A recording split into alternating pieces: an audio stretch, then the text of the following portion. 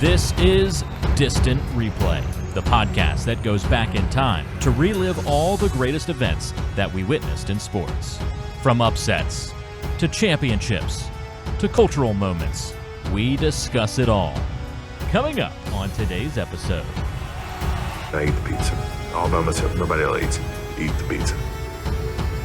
I wake up about 2:30, throwing up left and right. I didn't get into him. He's literally curled up in a ball, shaking.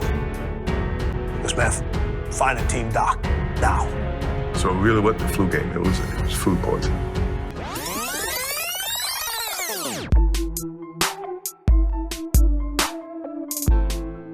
Well, we're down to our final Sunday of The Last Dance. I am Ben George. He's Mike Noto. We're going through episode number 9 tonight, recapping that one.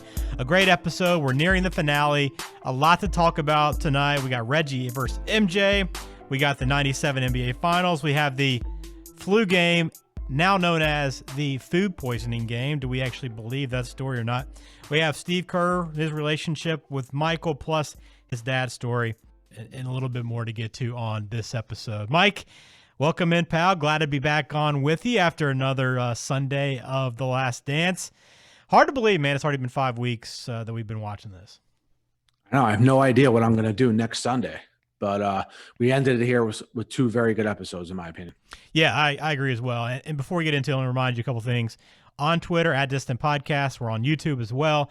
All of our shows archived there. Plus, distantreplaypodcast.com. You can find this episode plus all of our past episodes right there on the website as well. So let's dive into it. Starting off, episode 8 left us with Reggie talking about how he felt he was going into that series, Eastern Conference Finals 97, with a chance to retire Jordan, as he said.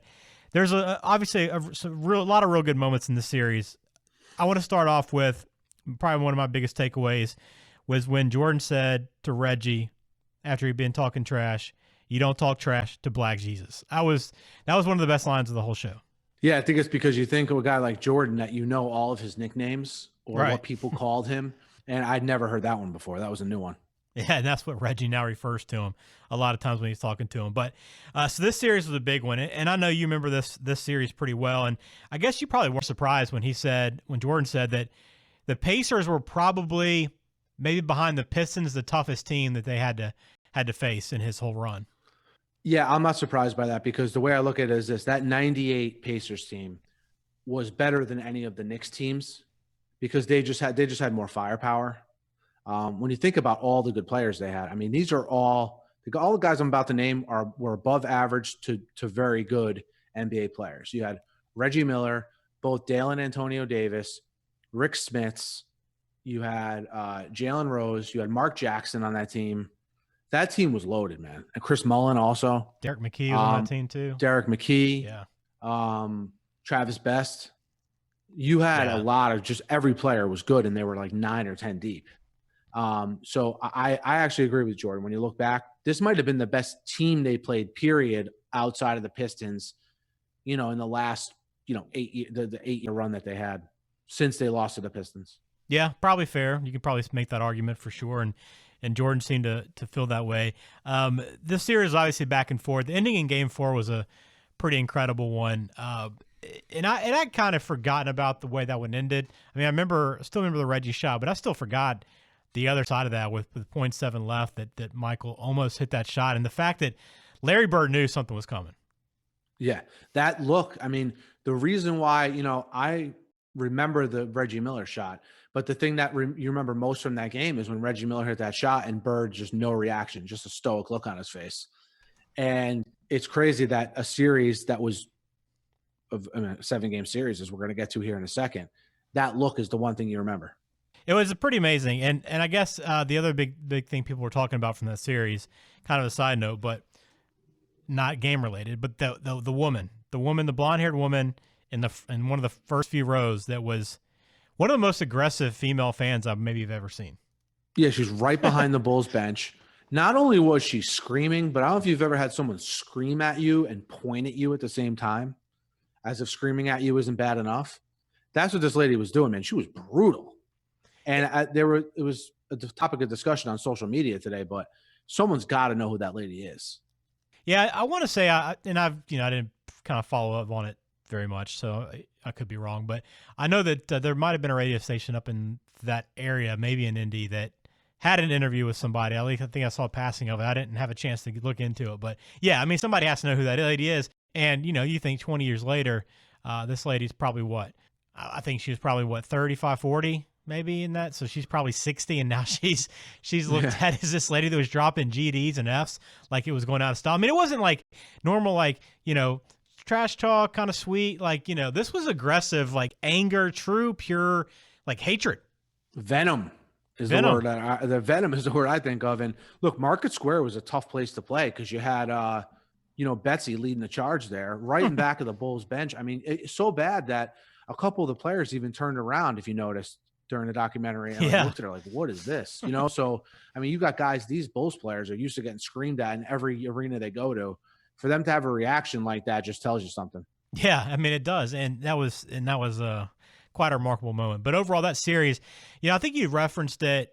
You kind of brought up the question on a past episode that was this the only series that went 7 games in Jordan's run? But I guess they mentioned during this, it was only the second time. So it had happened once before, but just the second time during the title seasons that Jordan and the Bulls had, they actually reached Game 7, which tells you how incredible this game was. And then not only that, but the way it ended, where the Bulls, again, back to the wall, Pacers think they have them set up, and then you have this situation with a jump ball, and Rick Smith taps it right to Pippen, and it ends up in Kerr's hands, 3-ball, and it's basically a 5-point swing because Miller said, look, if we get that ball, we score, we're up 7, ends up being up 2, and that was basically it. Yeah, that was a bit. I mean, were they trying to sort of shoehorn in a moment there where that was a turning point, and did they stretch a little bit for that jump ball? Maybe. But hey, look, all the players that were involved said it was a big moment in the game, right? So, well, I think you look at it as like that's a jump ball Rick Smith has to win, right? Yeah, I mean, there's no excuse for not winning that jump ball.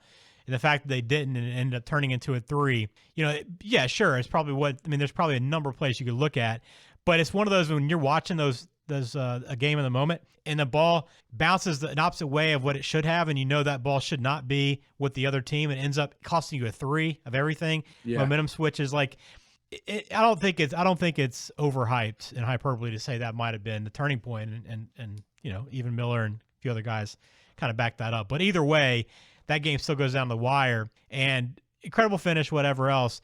And I love the way after that game, I mean, when they're back in the locker room, in the tunnels, and I really appreciate the whole series. Like, this is what I've really enjoyed the most out of the entire series, is seeing these competitors off the court, how they interact. We've seen a lot with Bird and Jordan and Magic. We're seeing a little bit more with some of the later series as we go along with Miller and some of the Jazz guys. But this interaction with Bird, I mean, Jordan just cannot hold back from talking any moment he's got. Yeah, just the overall level of respect that all these guys have for each other, and how it comes through after the game's over, after the competition's done. They're able to put it to the side. They're able to joke around. They're able to ask each other, hey, how's your family doing? You know what I mean? It seems like the only person who people did not have that kind of relationship with was Isaiah. Yeah. But, they were very competitive on the court. They didn't back down from each other on the court. I mean, there was even times where Reggie Miller and Michael Jordan got into literal fights on the court. But even they were able to put stuff to the side and be professional about it when it came down to it after the game. And that was one of the better things about this documentary, is almost in every episode we had this unique behind-the-scenes look at how these superstars interact with each other. It was pretty cool to see. And I wonder if that happens this day and age or not. I mean, who knows? Well, isn't everybody friends now? Like, you know what I mean? Like, they're always interacting. Like, but are they really? But are they really? Do they act like they're friends, or are they? Is there a deep level of respect there, where the interactions are as genuine as they were in this documentary? That's what I wonder. And do the guys now want to beat each other as badly as these guys did? I think that's the other. Yeah, part and I don't get too. the feeling that these guys were friends. No, like, I don't get the feeling that Larry Bird and Michael Jordan were hanging out together. I get the feeling they respected each other a lot when they were around each other. They clicked because they probably had a lot in common competition wise. But they didn't try to be quote unquote friends, and maybe that's the difference between then and now. Yeah, possibly. And then Jordan takes a shot, the golf shot. Hey, go good luck practicing your golf game while you're off for the off season. And that was Larry Bird's first year as coach, by the way. Yeah, nuts, huh? What a team! What a team to inherit.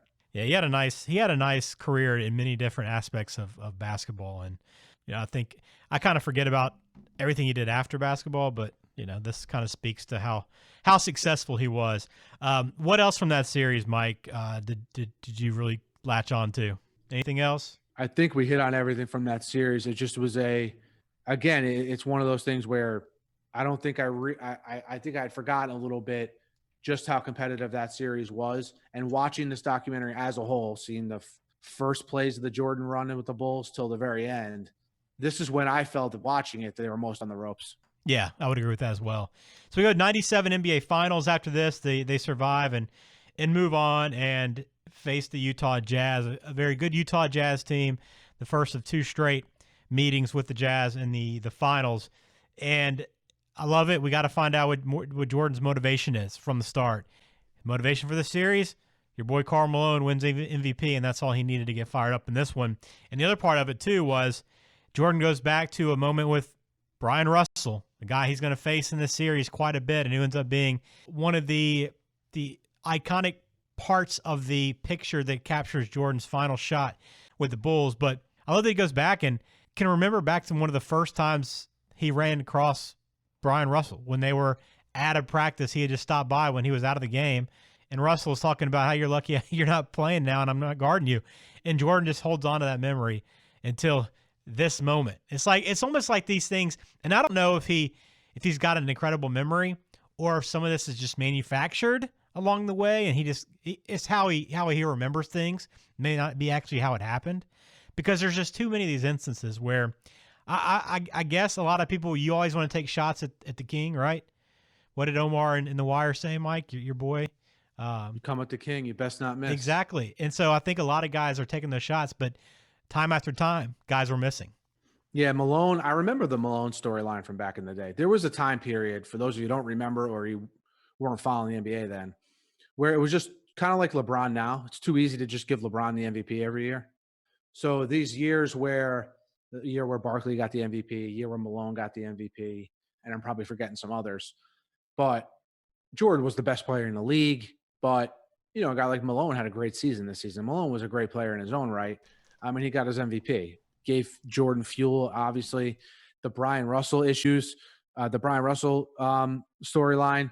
Look, he just, for some reason, felt slighted by Bryon Russell. I mean, I think whether he was felt slighted or not by Bryon Russell, I think he still would have, sort of took him to town like he did in these 2 series here. Just, you mentioned Jordan's memory. Something else random I want to bring up right now. Okay. David Aldridge, right? You know who he is, correct? Okay. What about his memory of these games? Yeah. Did you notice that? Yeah, he's been spot on, and he's been great. He's been the guy they relied on to kind of give the context to what's happening. Yeah. You know what I mean? He's been able to a all the little details. under the radar. Is very important to this documentary because, like you just said, he gives not a member of the team, not a fan, sort of. I mean, if you ask me, even my favorite teams, what happened in games 20 years ago, I'm not going to remember play by play, game by game, like this guy does every series of every game. And he was in the media then. I know it's kind of random to bring up here, but it kind of triggered my my memory here when you mentioned Jordan, how he doesn't forget anything. And I think David Aldridge has been great in this documentary. Yeah, no, I second that. I'm glad you did bring that up. I think that's a good point, good observation. So the big story about that came out of this episode, and it's funny that you're going to have these documentaries. This documentary is 10 parts and 10 hours, and there's so many moments and so much information to process, so many new things revealed.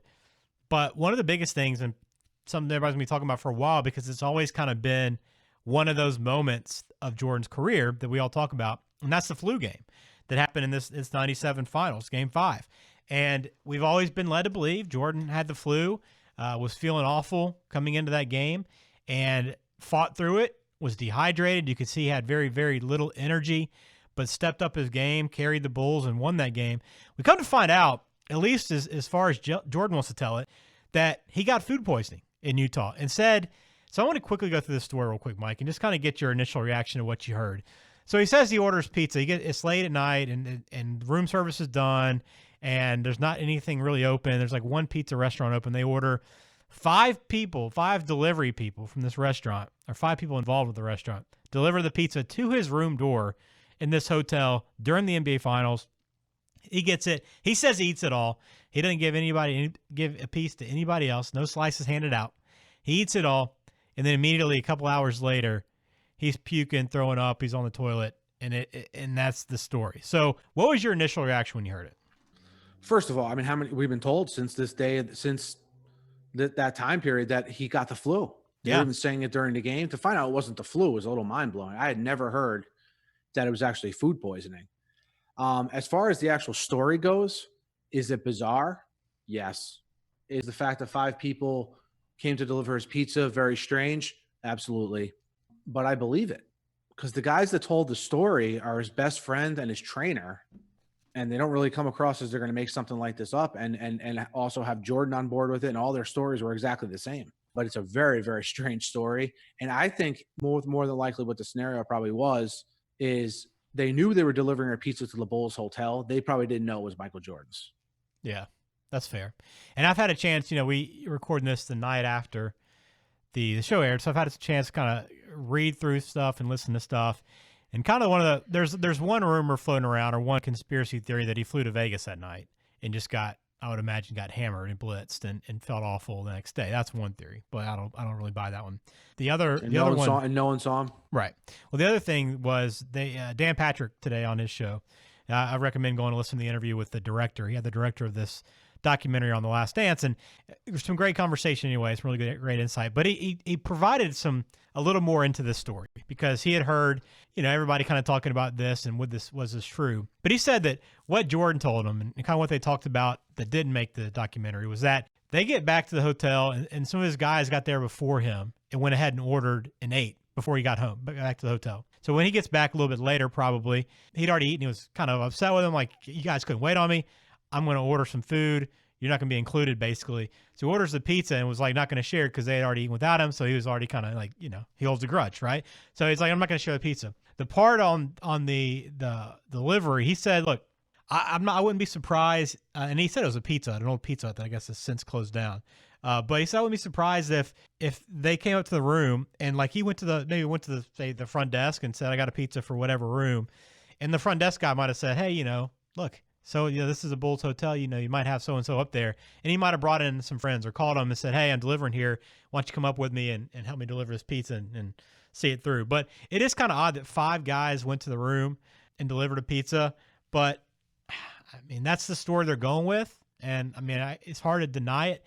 It's just interesting through all these years, when you've talked about this, how a lot of these stories, you're shocked that stuff didn't get out. Like, even when we talked about the Stern conspiracy on the gambling, right? That's something we just said, okay, how does this not get out at any point? Well, how does this story not get out, right? It seems like anybody that heard this outside of his couple of friends who were in the room had no idea of food poisoning. So how does this story not come out until this documentary? One thing though, Ben, and you got to give it to Jordan, his inner circle is tight. Yeah. I mean, yeah. And he's got people from all different. He's got former police officers, security guards. He's got people he grew up with. He's got Ahmad Rashad. He's got people that are close to him that, look, man, they're friends. You know what I mean? There's not. Yeah, but why would you hide this of all things, right? Like, I mean, when the flu came out, why wasn't it, hey, he got food poisoning? I mean, that's a better story to me. I mean, if anybody's ever gotten food poisoning, you know how debilitating it can be. Right? I mean, like you, if you may survive the night, like that next day, you're still in bed all day. You might be able to eat some food or drink some water the next afternoon, especially as late as 8. So that's why I'm just like, why wouldn't this come out before? Because I don't think it takes away at all from what he accomplished that night. If anything, to me, it means more. That's a valid point. And especially to me, like I never put 2 and 2 together. Maybe it's because we're in this coronavirus deal and the flu's like a much bigger issue. But like a 1-day flu essentially seems kind of weird to me now, thinking back on it. Like, isn't that something that you kind of dealing with for multiple days? And I know there was days off around this series, but to me, I was like, just a 1-day flu issue, huh? You wasn't fighting through this for more than one game. I never really thought about it until now, but I don't know. Just a very odd story. I didn't think this would be one of the things we took away from this series, but here we are. Pizza, food poisoning, and Michael crushing a whole pizza on his own. Crushing a whole pizza on his own, throwing up all night, and then the next day goes 44 minutes, 38 points, an iconic performance. Game 5, which you talk to any professional athlete who's in a 7-game series, Game 5 is always the most important game. and comes through in spades. One other thing to touch on this series, I thought they did a really good job in this episode on tying in Kerr, the relationship, and then the flashback to how he had a kind of a similar connection to Jordan in terms of how he lost his father. And you might have known the Kerr story. I mean, I'm sure a lot of people that are really close to basketball, follow Kerr, NBA storylines quite a bit, are probably familiar. I had not heard the Kerr dad story. His father being assassinated, essentially working in Lebanon for American University over there while he was in college. And, that was a pretty impactful story to listen to. And then to kind of hear how, he overcame kind of what all he had to deal with, Kerr did. And then dealing with Jordan when they first became teammates, the fight in practice and really having to earn Jordan's respect. And then it came down to it in this final moment of this series. And Jordan, has the faith and the confidence to lean over and tell him, look, man, this ball's coming to you. And the fact that Jordan, I mean, the mind of Jordan is just what's incredible to me too, to understand the game and how he can break down everything he sees in a different way. But to just have that foresight that this is coming to you, Steve, be ready. You're going to make the shot. And I love that Steve's reaction was just like, Jordan's all being all coy and Steve's just like, yeah, man, I got you, buddy. I'll be ready to go. That was great. That was a great reaction. And Kerr told that story perfectly. So I did know about Steve Kerr's father because I was a history major in school. I took a class or two on the Middle East. So the incident with his father did come up in the class I was in. I kind of had to make the connection like Kerr, because this is right around when Steve Kerr was still in the NBA, or at the tail end of his career. So I did know about that story. Had never heard Steve Kerr talk about it. What I find interesting is him and Jordan sort of had this connection with their fathers, being murdered. And Kerr said they had never really talked about it before. I thought that was a pretty interesting aspect of it. And, you see now a guy in Steve Kerr who's very strong in his beliefs. He's a very strong-willed person. And I think he probably gets a lot of that from his father, because his father had to know he was at risk being an American and going over to Beirut at that time. And I think you kind of get a little bit of a glimpse inside maybe why Steve Kerr is the way he is. I thought it was very interesting.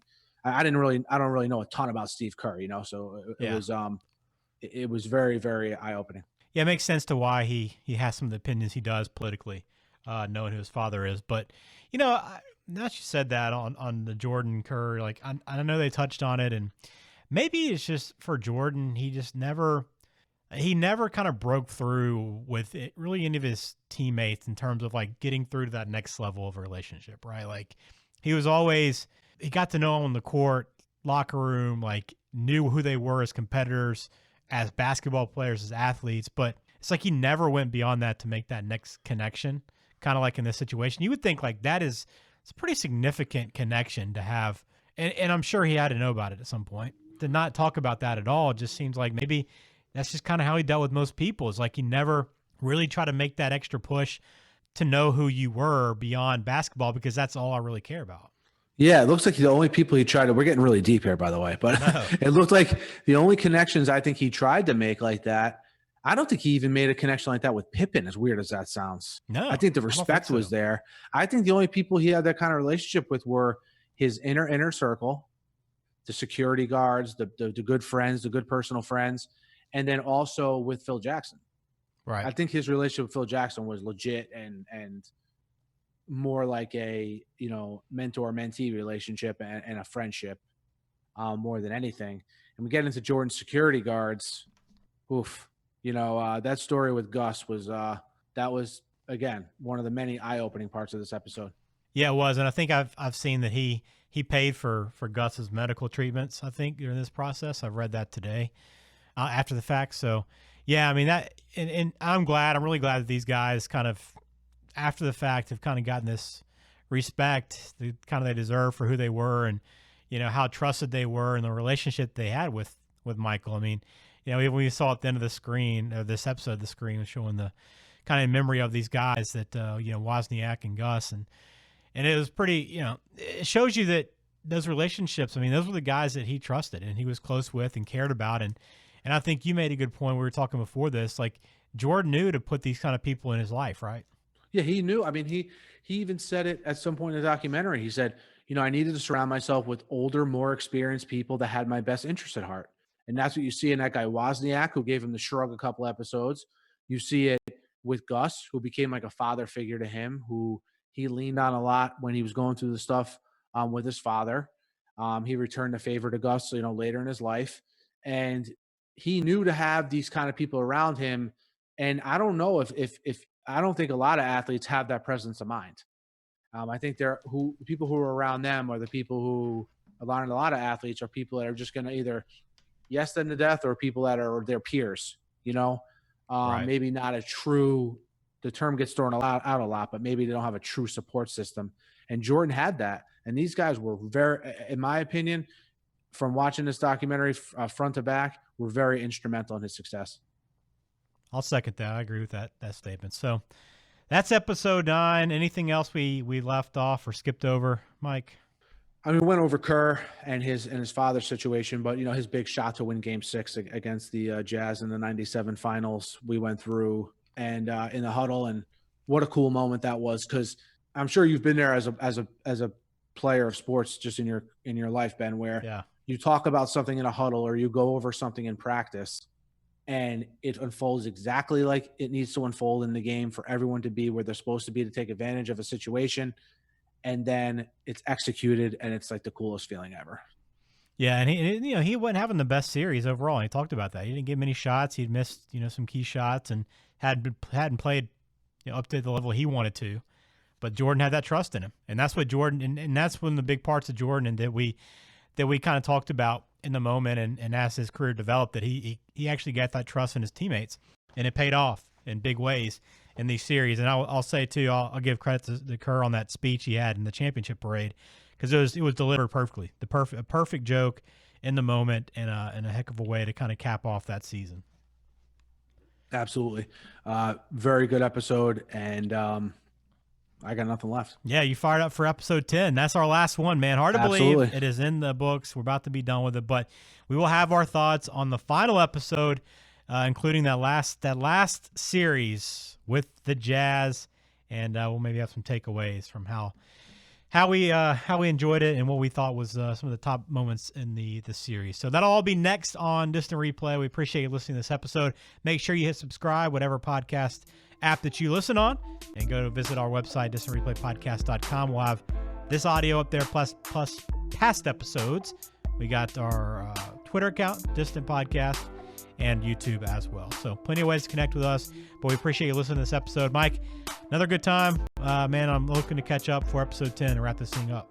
Looking forward to it, Ben. Until next time.